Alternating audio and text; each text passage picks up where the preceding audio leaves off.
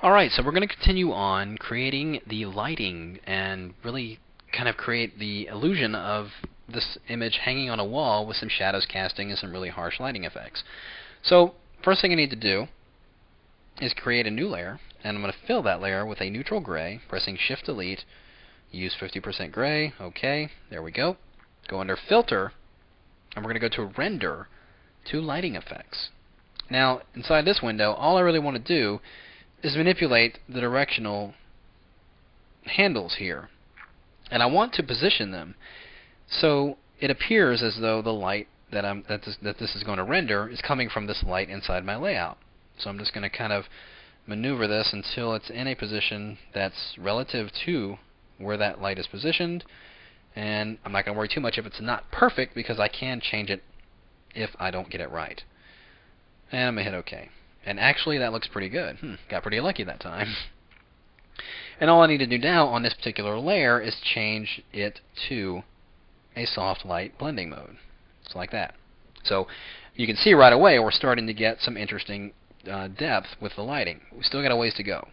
So I'm going to create a new layer on top of that one and go over here and get my elliptical marquee tool.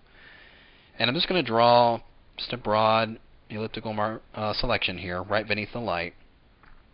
And I'm going to go over here and get my eyedropper tool and sample the glow inside this light here, because it's got kind of a yellow tint to it.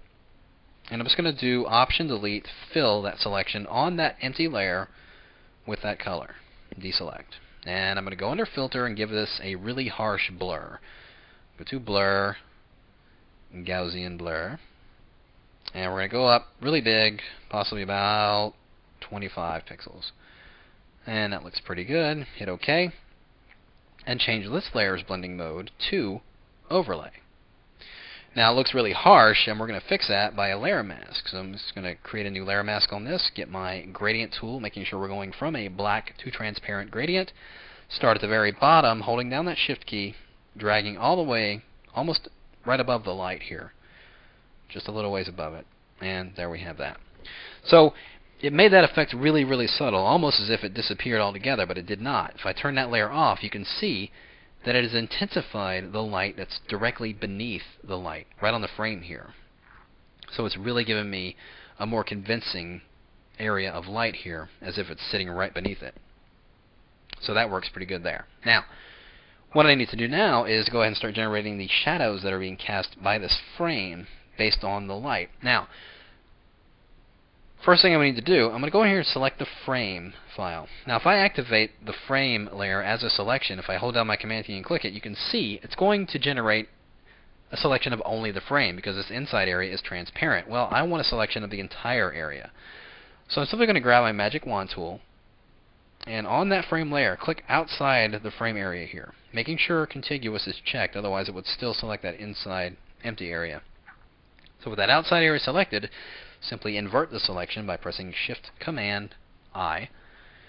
And then I'm going to hold down my Command key as I click the New Layer icon, and that will place a new layer directly beneath that frame layer.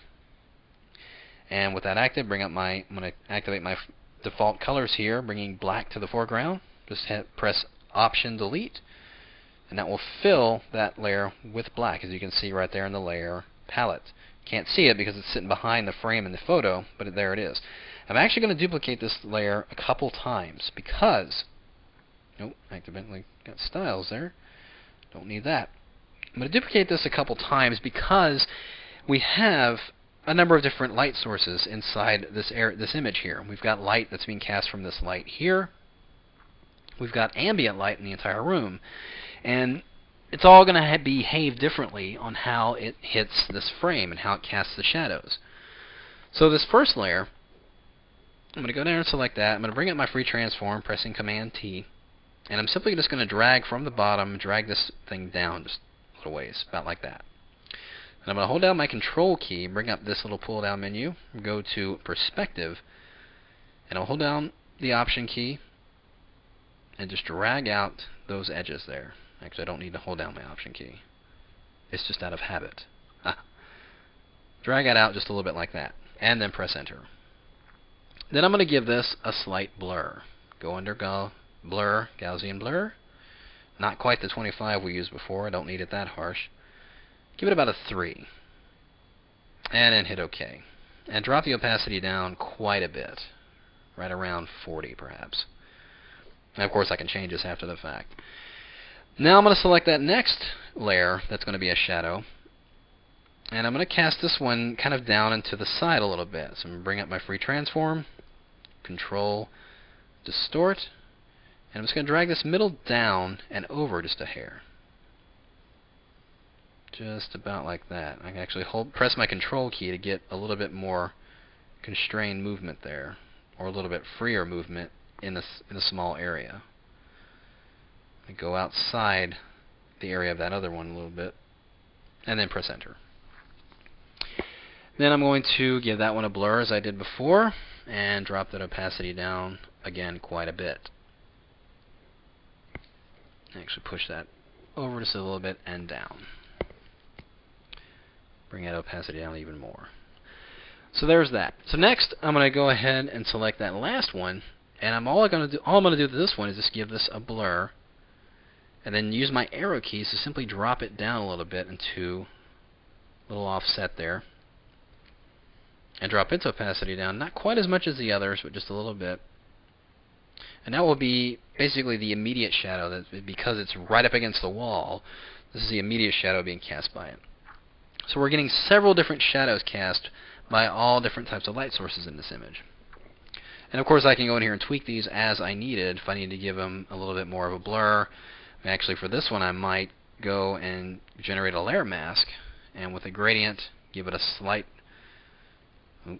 not quite that much, just give it a slight little bit of transparency in some areas, just because it has a little variance in there. Now I'm almost done. It's almost selling the entire effect except in the frame. The frame is not quite convincing in this setting. So what do I need to do? Well, I'm going to zoom in so we can actually see what's going on here. I'm going to select that frame layer, and I'm going to activate it as a selection by pressing Command and clicking on the layer icon there. I'm going to copy that frame to the clipboard. Go under Edit to Copy, and we're going to go to my Channels palette over here. I'm going to create a new alpha channel, and that selection is still active. I'm going to go under Edit, Paste. And that's going to paste that frame into an alpha channel, and it does so in a grayscale way. It's a grayscale file now inside that alpha channel. So I'm going to deselect that. Actually, no, I don't want to deselect. I want to go back to my layers, and above, I'm going to create a new layer above that original frame layer. We're going to fill that selection with a neutral 50% gray. Just like this. And what we're going to do is go under Filter to Render Lighting Effects once again. And we're going to do something a little different this time. We're going to leave the lighting direction as it is, as we set and when we used it previously. But what we're going to do differently is go under, way down here at the bottom you see Texture Channel. And we're going to go down here, and it goes off screen, but you can't see it, but it is the Alpha 1 channel, which is that channel we just created and pasted that texture in. So I'm going to select that, and you can see that texture is showing up inside the document here. So with that selected, I'm going to hit OK, and you can see it's applied that effect to that texture and using that light source. Now what it's done, because of that texture, it's influencing basically how the light is being received onto this frame, the texture on this frame. You can see that the shadow being cast on this side of the frame is influenced by the light direction up here, and it's the same over here. So simply by changing the blending mode to overlay, you can see that frame now has a much more convincing depth to it. If I turn this on and off, you can see it's kind of flat there, much more convincing here. Now in some areas it might be a little harsh. All I would simply need to do is drop the opacity a little bit, get it to around there, but you can really see that difference. See that difference right there? It's flat and gives it a little bit more dimension, and it's based on that light source. So if I zoom back out here, you can see, toggle on and off, you can see a huge difference. So there it is. Taking a simple image of a frame and a simple wedding photo, bringing it into Photoshop and generating a whole atmosphere of a wall with lighting and everything just to give it a much more compelling look. So I encourage you to give it a try, and we'll see you next time.